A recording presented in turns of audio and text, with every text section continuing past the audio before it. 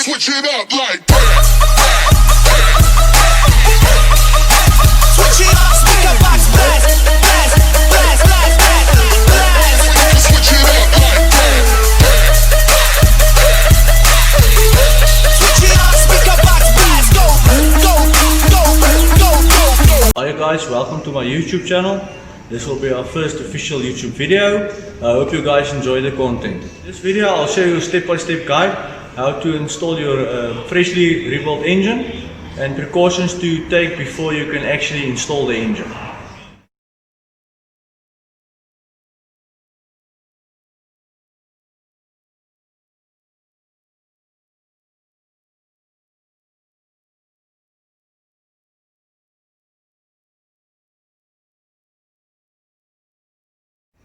First step you need to take is actually take off the tappet covers and then get it on the engine stand.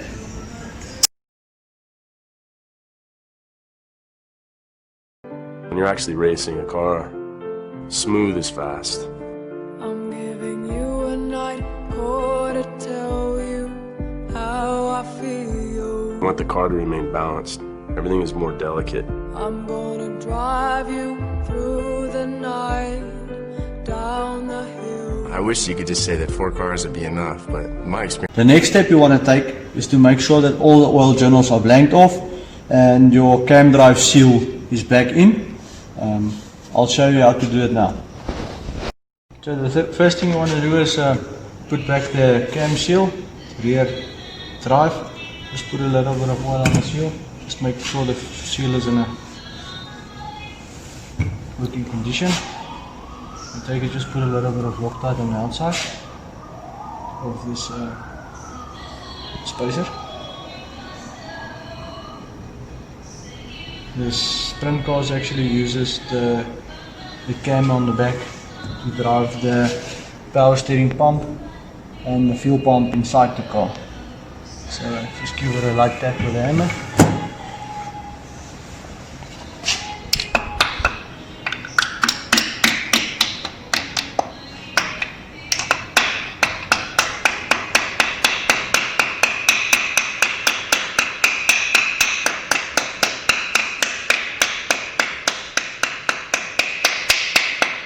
Make sure you never tap with 2 hammers, steel hammers. Just wipe off the excess Loctite. The second thing you want to do is put back the oil restrictors. And just oil the hole on the inside a little bit for the O-ring. Don't put oil on this O-ring here because you need to seal it off with a little bit of silicone. It is a taper thread, but I found them to start leaking even with thread tape. When you put it in, you have to give it like a small swirl and then just turn it in lightly until it starts catching. Some of the oil restrictors actually use an Allen key bolt on the back, but this one is a nut, so it makes it a little bit more difficult to get it tightened. Just a nice. So last but not least is the universal drive in the back. So what you want to do is get it lined up. Never tighten it without getting all the bolts catchy first. This is actually almost a press fit in the back. You're going to have to pull it over the crank in the back with the bolts itself. This is normal Allen key bolt, so don't put Loctite on those bolts. You will most probably not ever get them out again.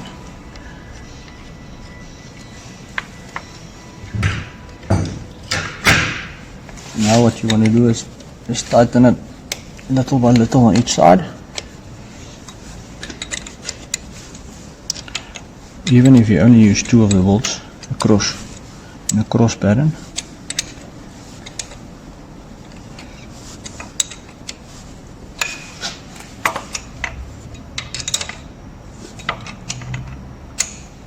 The second thing you want to look for don't know if you're going to be able to see, there's a spring supposed to be inside here that actually pushes the drive line back into the diff.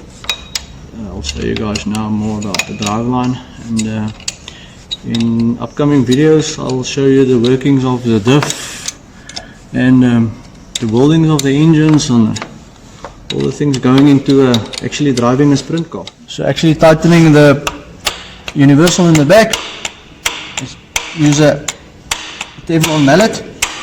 You take the Allen key, because there's no way of locking the engine.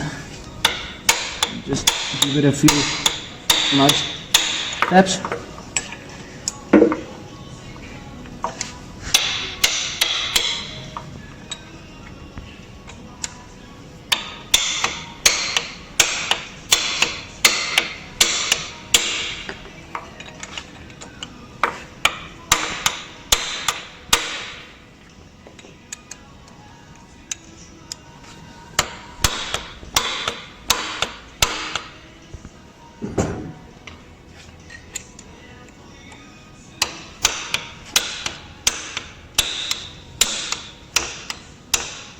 So because this is aluminium, the aluminium actually almost sees to the edge of the bolt, so it won't come loose.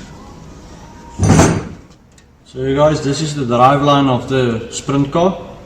It's a 29-inch chrome moly shaft or titanium. The first thing you want to do is just put a little bit of copper grease on the back. I'll show you here why. The friction welds on the splines itself. Copper grease on the back. Sometimes this is quite a tedious job. On the back, put your piece of 40 millimeters chrome moly or something that fits over that. You must pick it up in the back and actually like guide it to get it into the splines in the back.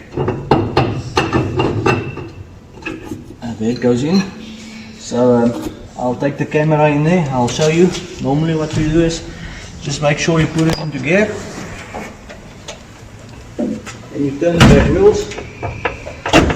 Just make sure the shaft is actually turning, so it means it's located. It's all fine.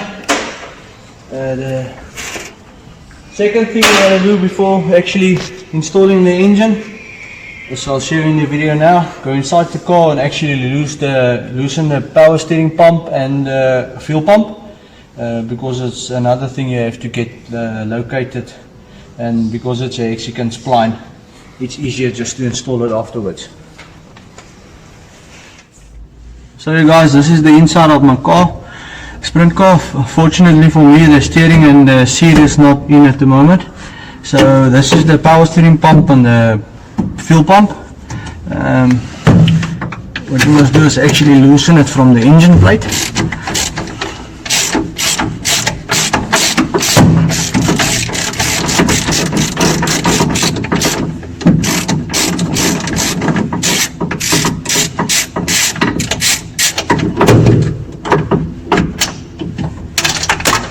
Make sure you leave the bolts on the inside. I'm going to put it back in a minute or so after installing the engine.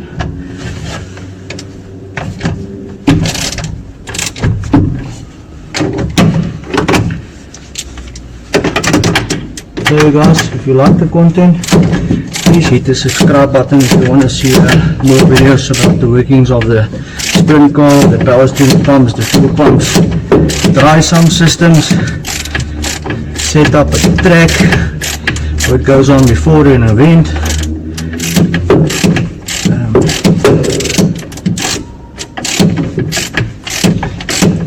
So after this is out, then we can actually start putting back the engine. Last but not least, never forget the spring. This actually goes into the back of this universal joint. Before you install the engine, make sure it's inside. It keeps that drive line that I just put inside the torque tube right to the back. It never falls out, and it is inside. This is going to quickly help me put in the engine. We're going to switch over to time. My experience, it isn't. I'm gonna tell you. There's a different car for almost every day. It depends on what mood you're in. I'm gonna to show you where it's dumped, but have no fear. You can't have too many. Something inside you is hard to explain. Like, I collect cars, that's what I do. So you guys, the engine is installed, the mountings are on, it's tightened in the back. So the next thing you want to do is oil the rockers and put back the tappet covers. We're going to do that just now. My friend Jaco's going to help me quickly. This is roller rockers, so it's got needle pin bearings. This is a fresh, refreshed motor, so just going to oil it and make sure it's not a dry startup.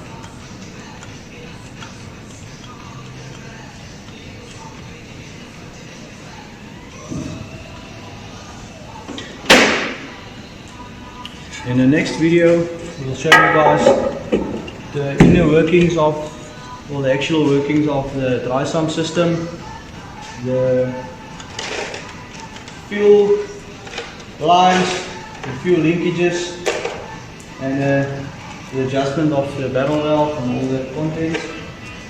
We'll explain that to you guys.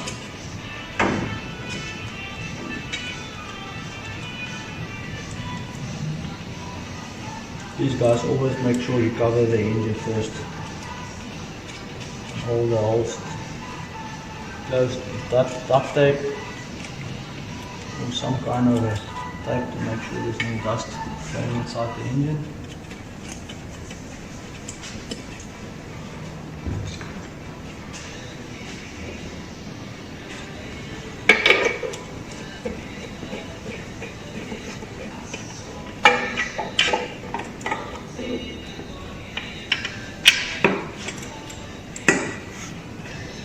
You guys, in previous or upcoming videos, please stay tuned. There'll be a lot more videos coming of engine bolts, chassis repairs, diff repairs, all that kind of stuff.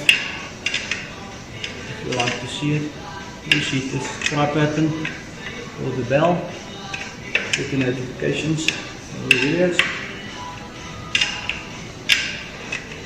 What you want to do is just nip it, make it, never tighten one bolt only, you will crack the tappet covers.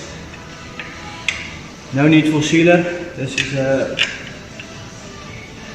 type of O-ring tappet cover gasket with a steel insert.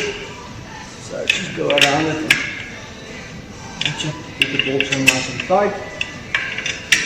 My friend's going to tighten that side.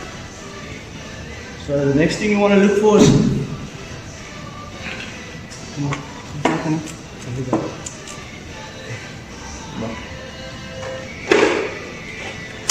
next thing you want to look for is the oil gauge in the back. Small line here. Put this back and make sure you don't twist the pipe when you tighten it. So now you guys, I'm going to put back the fuel lines. In upcoming videos I'll explain to you guys how the fuel system works on this engine. We call it a Kingsler fuel injection. It's a mechanical fuel injection system. It works with a barrel valve. I'll show you guys the setting of the presettings of the barrel valve for startup. In the upcoming videos I'll show you the timing on this thing. You guys, please, if you use any aluminium fittings, please use the right spanners for it. You will scratch them, damage it.